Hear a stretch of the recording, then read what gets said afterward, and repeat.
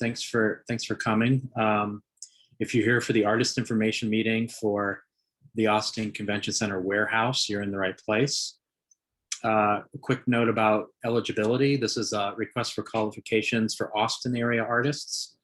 We do offer some calls that are for all Texas or even national calls, but this one's for artists based in Austin or Travis rather, in the surrounding counties, the 7-county region. An exact list is in the RFQ, which we'll point you to later. But yeah, go to the next slide, Marjorie.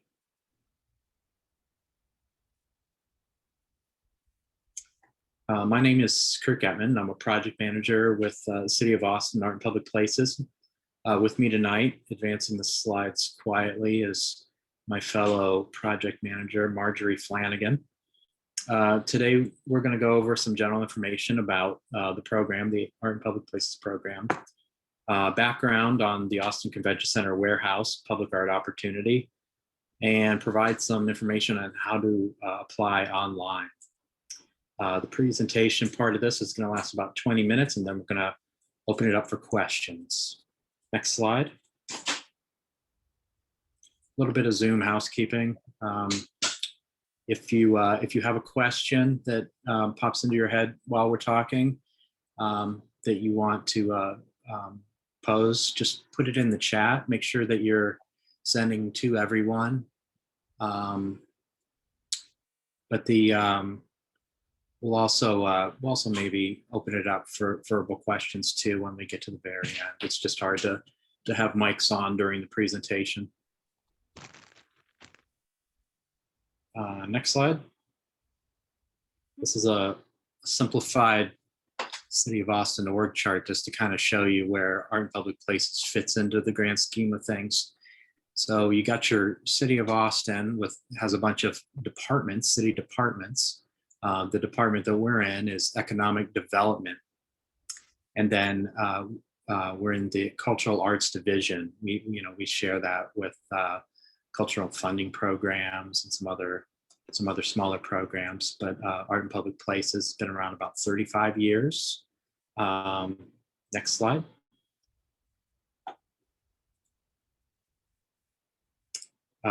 We were started in 1985 and are the oldest program of our kind in Texas. We're funded through an ordinance that was brought forth by citizens that dedicates 2% of eligible bond-related capital improvement budgets to go toward the creation of permanent artwork in, at, or near construction sites. So, when you're at the ballot poll and you see these bond initiatives on there, and some of it might be, improve parks, and it adds pools or improvements to existing pools. 2% of that construction budget goes towards public art. It's actually a nice amount to work with. It was started at a lower dollar amount, I think 1%, and it increased to 2% in later years. Art and Public Places staff manages the creation of new artworks for the collection. We currently have over 325 public artworks in over 150 facilities and locations around the City of Austin. Art and Public Places staff also manages repairs, donations, and loans for the city's collection. Next slide. And here's some examples of artworks in the collection. As you can see, there's a lot of diversity of materials and scale, because we know that local artists coming at different levels of in their careers. We try to offer different opportunities at different skill levels and budget levels, and try to help people graduate from one to the next. If you'd like more information about how AIPP is funded, anything about the ordinance, the work that AIPP does, you can visit austincreates.com. Our entire collection is also online at publicartarchive.org. You can explore the collection there, and it's pretty up to date, and you can see things on the map if you've always wanted to know what something was or who did it. And also, you can feel free to reach out to staff if you have questions too. I have my contact information at the end of this. Next slide. All right. So here we go. This is the reason you're all here.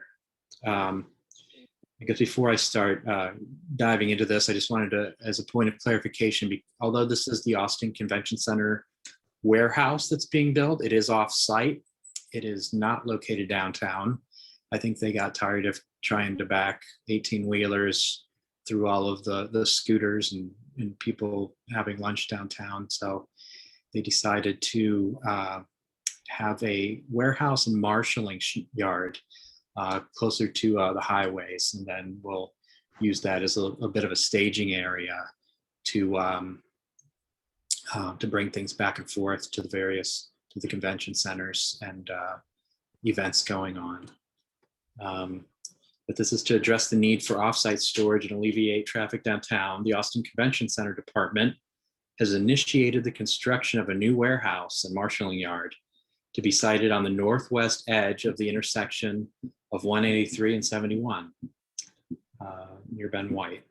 The complex will be tucked away between the Riverside Meadows and Cactus Rose neighborhoods and an existing set of private industrial warehouses. The facility will also be equipped to serve as an emergency shelter during large Katrina-like events should the need arise. The offsite marshaling yard will be located on an undeveloped tract and feature a new 70,000 square foot building with 5,000 square feet dedicated to administrative space. And this construction is actually ongoing right now. So if you were to drive by, you would be able to see where they're at right now. But there's another 5,000 square feet meant for shipping and receiving. The administrative office will be put into a node jutting out on the western side of the warehouse. A separate small building on the side, on the site will be a lounge for arriving drivers. That's the little blue house on the map there. The warehouse will be positioned away from the neighborhoods and facing the connecting highways. Truck traffic will be able to enter the complex from 183 and exit onto 71.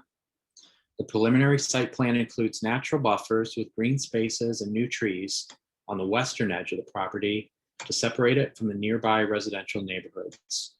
A water quality pond and detention pond will also be on site. Future plans call for the development of a public hike and bike trail along the same natural buffer to be developed by the Urban Trail Program and the Austin Transportation Department. Next slide, please.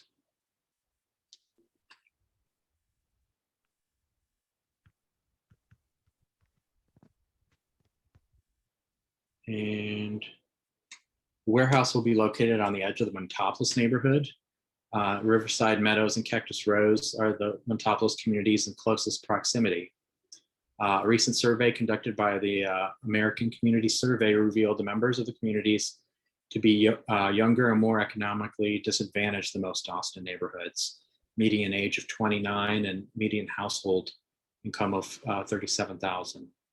Roughly 74% of the population identifies as Hispanic or Latino of any race, with 15% identifying as white alone and roughly 10% as Black or African American alone. Nearly 60% of the 2,400 occupied housing units are renter occupied. More thorough breakdown of community demographics are in the RFQ if you want to do a deep dive into who the neighborhood is. Next slide. On the left here, you see the project goals for the AIPP project associated with the sponsor project. The sponsor project is the building of the warehouse itself. But now we're talking about the 2% for art. Of particular importance will be that the artwork be consistent with the values of the Montopoulos community, as well as those of the Austin Convention Center. The AIPP 2% funding for this project comes from capital improvement budget for the project. The total award for the artist contract is $100,000, inclusive of design, fabrication, and installation expenses, including engineering and permitting fees, insurance, travel and shipping expenses, and similar costs. Artists familiar with the Montopoulos community or who are intimately connected with the history and heritage of the area are highly encouraged to apply. as our artists who are multilingual can interact with the community in languages other than English. Next slide. The selected artist will be charged with integrating artwork into or adjacent to the design of the new warehouse structure. The medium and location of the artwork will be determined through discussions between the artists, community stakeholders, the design team, and the AAPP panel. The artist or team will be expected to gather community input in the development of their design.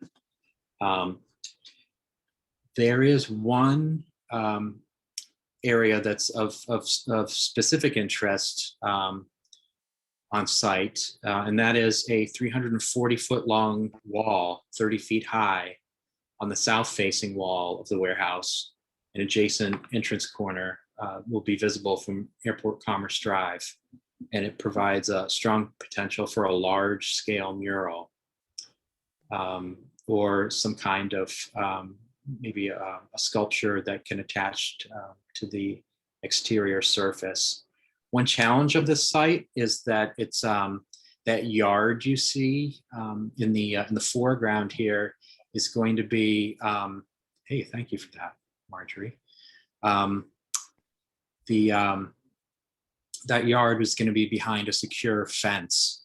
So the Austin Convention Center Department probably wouldn't be supportive of a freestanding sculpture inside of the secure fence, so as not to entice people to jump over the fencing and take pictures with it or interact with it. What they're really hoping for are proposals that utilize the space of that wall. Would other things be considered? Yes, but that's a lot of stuff that could be figured out post-selection. Because this is a request for qualifications rather than proposals. You would be, getting picked on the criteria that we'll go over here shortly. But when the deep design process happens, once you've been awarded the contract and have had the ability to talk to the design team as well as the community and figuring out what the artwork might the shape that it might take and the subject matter that might inform it. Yeah.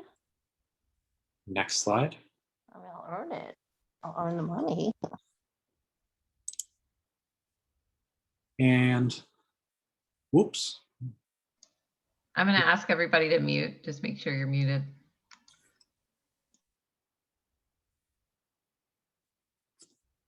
Whoop. You could go back one. This is just another view, and this shows a good sort of three-quarter aerial view of that wall that we're talking about and gives you an idea of the campus and its relationship to the adjacent neighborhoods. The wall that we're talking about would be facing the adjacent warehouses on the other side of that street there. I would say that this artwork would probably be more of a destination location rather than something that's highly visible from the highways. If something was large scale enough, it might be able to be a little bit of a glimpse from the road, but really this is something that's you're going to have to make a point of going and see. Which people do, by the way. We have some murals in the collection that people seek out and make a point of seeing and get included on tours. Next slide, please. Selection process. City of Austin Art and Public Places panel will convene a selection panel to evaluate the submissions based on the criteria that you see here.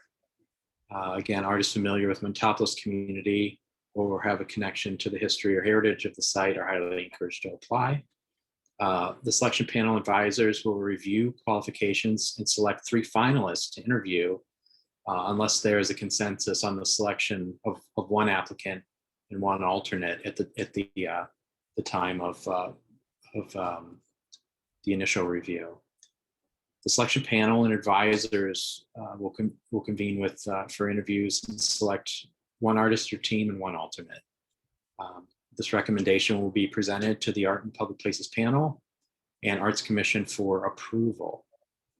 The approved artist will be put under a design contract to coordinate with the city and project team to develop a final design, which is subject to the approval of the aforementioned panel and Arts Commission.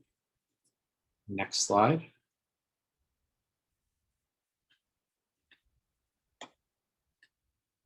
And this is the folks that we've reached out to be participants in the selection process. The 3 local artists at the top have agreed to be judges. Then we have Susanna Almanza and Fred McGee from the Montopolis Neighborhood Association representing the community. Fred McGee also is, some of you may know, is the author of the, those little 5x7 books that have history of neighborhoods and communities. He wrote the Montopolis one. So if you see it at the library, he's the guy. Then also some internal folks, Amanda Jasso from the Equity Office, Allison Von Steen from Public Works, and Anthony Collier from the Convention Center itself.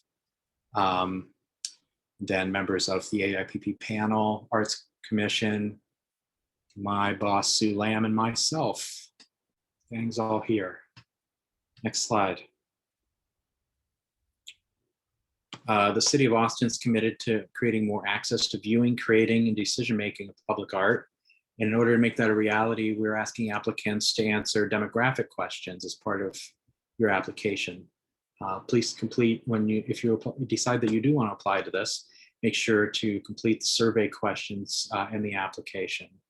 And you can always choose prefer not to answer if you so desire, though. Next slide. Here's the tentative schedule, subject to change. It almost always does, just so you know.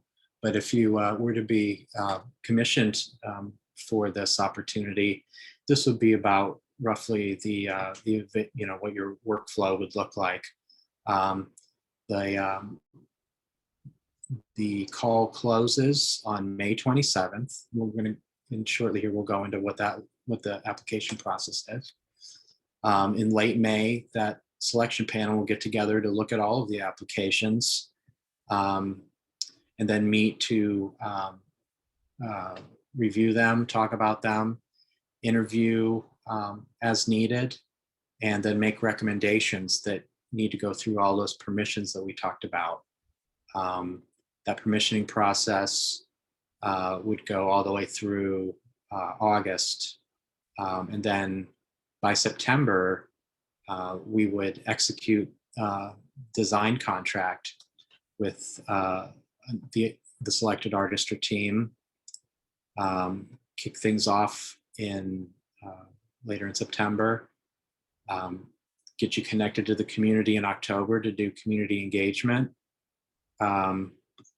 The warehouse should be done, knock on wood, by sometime this fall. Then you bring your mid design forward before the end of the year for feedback, and then final design would go for approval at the beginning of 2022. Happy New Year! And then it would go to Arts Commission for final approval.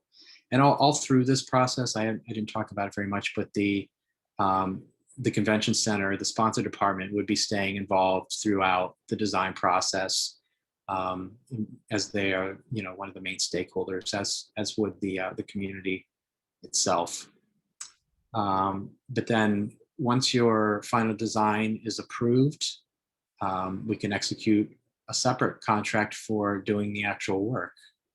That would be roughly February, with a target of getting your artwork installed by spring. So let's jump to the next one. So the application process.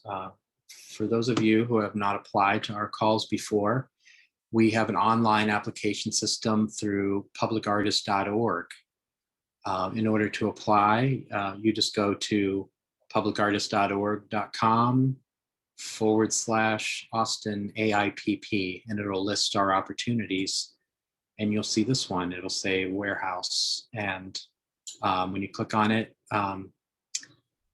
it'll say apply now. If you already have an account, it's relatively easy to do. If you need to set one up, don't worry. Hang around a little bit after this meeting and we can give you some pointers on for first-time users of publicartist.org. But the content of the application itself, and again, this is a request for qualifications or RFQ, is a letter of interest, 700 words max, just saying why this, why you're excited about this, what makes you a good fit. You'll be putting in 10 images of relevant artwork from your portfolio. But the letter sort of gives some insight into, beyond the portfolio itself. You could, that's where your opportunity is to say, I grew up in Montopolis, or I have a really great idea and, really love an opportunity. Just sort of convey some information that can't get conveyed through the portfolio itself or the resume, which is also something that we need. So it's a letter of interest, the 10 portfolio images, your artist resume, 3 professional references, and then the demographics survey, which we talked about a little bit earlier. The application deadline is May 27th at 5 p.m. We try to close them when people are around to help. Publicartist.org offers some really great customer service as far as helping people on the technical aspects. If you're going through the application and you have technical troubles using the site itself, we'll provide you contact information to reach out directly to the software engineers and people who are adept at walking you through the most typical issues on the artist side. But if you have questions about the opportunity, please reach out to me. Staff are the ones that can help you, understand the opportunity, in depth. Next slide. Right, so I'm going to go to the questions in the chat first. Here's my contact information. Used to put the phone number on there, but I barely sit at that desk anymore, so email it is. And then there's the URL of publicartist.org. This might be a good slide to take a picture of if you got your phone out. And I am going to jump to the chat. Is this where there's a current homeless camp? I know that the construction is behind a perimeter, so I don't know that there's an opportunity for people experiencing homelessness to camp inside the perimeter of the construction. But as is the case with a lot of Ben White, there are definitely pockets of the homeless community throughout the adjacent areas. Underneath 71 in those areas. It's truthfully, it's been a little while since I've been that far south. I live far north, so I can't speak to for the way that it's what's going on currently. But the construction site itself is back off the highway a little bit. And then from Kristen, does the fence barrier Kurt spoke about mean that the public cannot get close to the surface wall proposed for the mural? They will be able to get close to the mural wall. I think the only barrier between that potential mural wall and the general public is that landscape strip there. You go, yeah, there you go. Right there. That will be open to the public, I understand. Although there might be some plantings taking place after the artwork is installed. But low, flower landscape bed type stuff, ornamental grasses or whatever the landscape people have in mind. I haven't looked at that. But the mural wall, people will be able to hop out of their car and take a picture and, have a fashion show or whatever people are doing these days. But there's access to the wall itself should be pretty wide open. And then also from Kristen, is there a way to submit a video or a link as part of the RFQ? Yes, there was a couple file formats that, MP4 and I forget the other one, maybe .mov files. If there is a file format that that you want to submit that you don't see as an option, let me know. It was just a matter of checking a couple boxes, and I can just as easily broaden the range of what kind of submittals we'll take.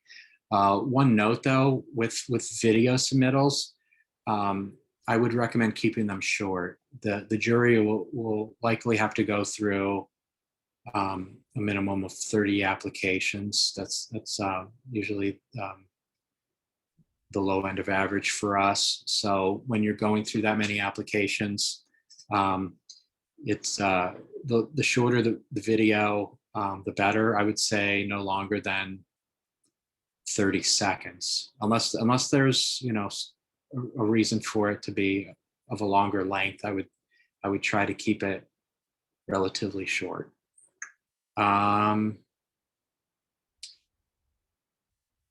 Any other questions? I would say I'm gonna, Marjorie, if you could stop sharing for a minute, maybe if anybody has any questions that they just want to toss out, feel free to keep typing in chat if you want to, or just turn your mic on and say it if you're comfortable just talking.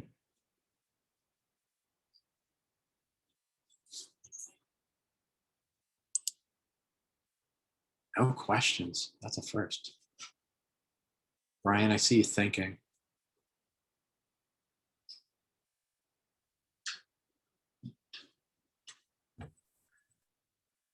I couldn't have been that thorough. I'm barely awake. I don't know about you guys. You're very thorough. That's good. Was that I might have done this before. Yeah. It's nice to see some familiar faces. There's Alonzo. Alexandria. Nice to see you. Question. Hey, Alonzo, what's up? How you doing? My question is, it's not only murals, right? You can do installations also?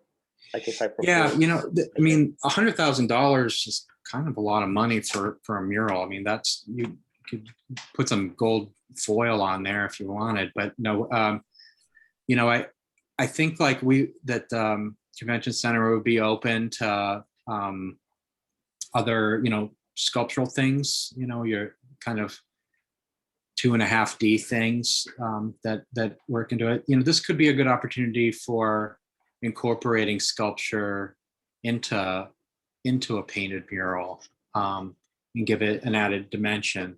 I'm not trying to design the work for you, but just with $100,000, that's a relatively big budget to work with. You probably will have to rent a lift to get up on that wall if that's where the artwork winds up being. So you'll have to set aside money for that expense. We can walk you through that. This isn't our first time at the rodeo.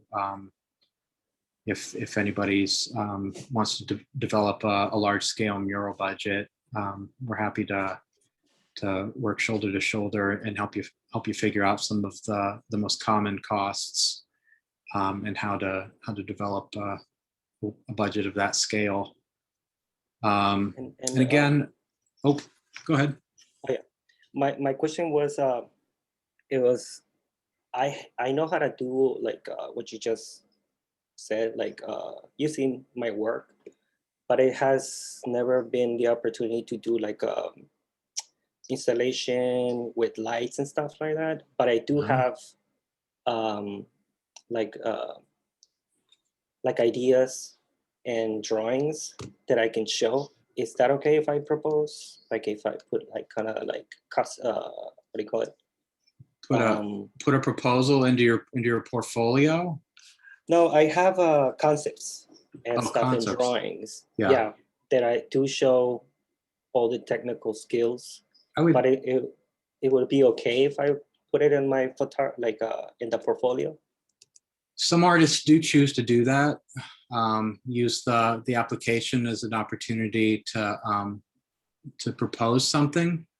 I couldn't say, I couldn't guess how that would necessarily be received by the judges because I'm not going to be doing the judging. Some judges are okay with it and others aren't. There will also be an opportunity if you're granted an interview to convey what you might do if given the opportunity. So so there's an opportunity for finalists to convey what they would do, in detail. See, Marjorie's just dropped a link into the chat. Looks like we got a couple other questions here. Did that answer your question, Alonso? Yeah, it did. Thank you. Cool. And then I might have skimmed over this in the presentation, but this is also a great opportunity for Mural teams, whether an existing one or a new one, just because of the scale. 340 by 30. If you're a mural artist interested in this opportunity, that's a lot of wall, and it's a big budget. So there's something to consider would be partnering with a group to divide and conquer and get all of the work done. Just something to consider. It's also an opportunity that's great for experienced artists who are ready for the next step for a big wall. Marjorie's answering questions with regards to the recording. Yes, we posted on the opportunities page.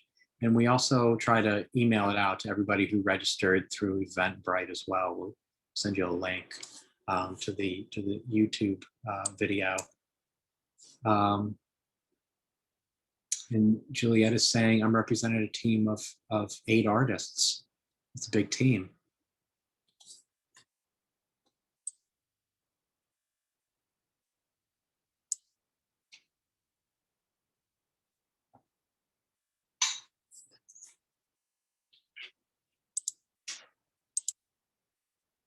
Pardon me, I'm just reading the chat.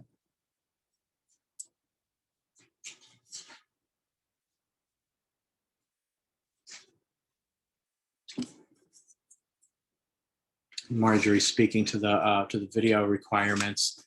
I would say if you're submitting video and the format that you're wanting to submit isn't being accepted, just drop me a line and we can figure out either converting it to something that publicartist.org can accept, or I can go in and tinker with the preferences and maybe your file format is in the list. But probably, yeah, there we go. Marjorie's in the thing. .mov or MP4 maximum 1 minute was what we said in the call. So hopefully those file formats work for you. If not, we can still talk. Any other questions? Either in the chat or on the mic. I just want to put it out there. I am open to collaborating with any artist if there's an interest to collaborate with me. I think it's a project like this. It might be exciting and it might be beneficial for anyone for us to work together on and creating something that could with that large budget, but also not also that would really represent good diverse images for that community. So you're putting it out there, Brian, that you'd be interested in partnership Yes. with, yes. with people. right, So, and you should maybe drop your name into the chat. It says artist Brian Joseph. If anybody's interested in partnering with an experienced Austin muralist.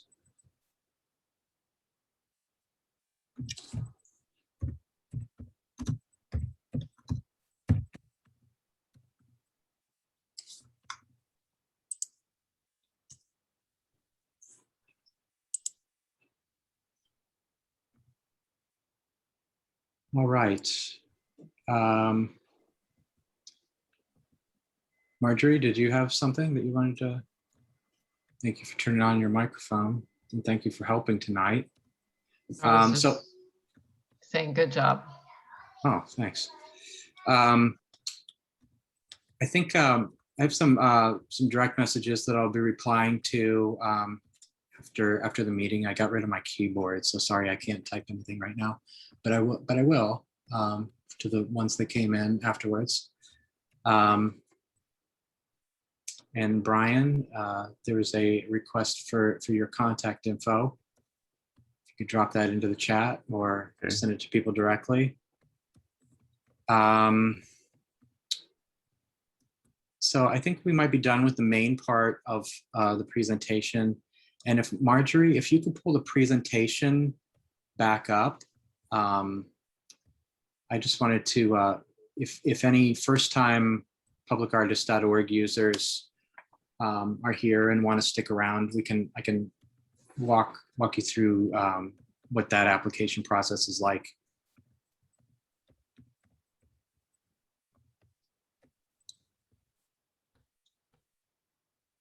Of course, the experienced people are welcome to stick around too if you need a refresher.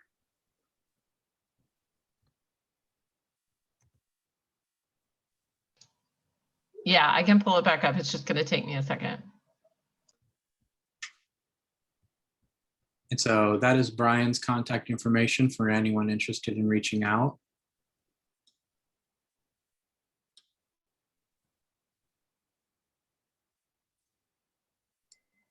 Well, I have another question. Sure thing. In the application, it has a button that says if you want to collaborate with people. And I actually pressed it, but I don't know if it will be submitted after I submit all the application, or is it something that like automatically does work? I think what that is it's a mechanism for artists to combine applications. But you would each have to figure out how to split the 10 portfolio images, like 5 and 5. Okay. Or 7 and 3, however you decided to split it up. But it's just a way of joining two unique individuals into a partnership. I don't know if you can join more than 2, but that's usually the mechanism for combining people. Yeah, because like I think like this kind of project will be better if there's different kind of community, different artists and stuff. So actually, when I want to apply and work with somebody else, but maybe as many as possible, right? But yeah, thank you very much. Yeah. All right, I think we're gonna stop recording here. And again, for any of the private messages that came through, I'll get back to you here in a little bit. Thanks for everybody coming. It's good to see everybody. And we're going to do a short, I'm going to turn off the recording here in a second, if I can figure it out. Close that. Too many things open. All right.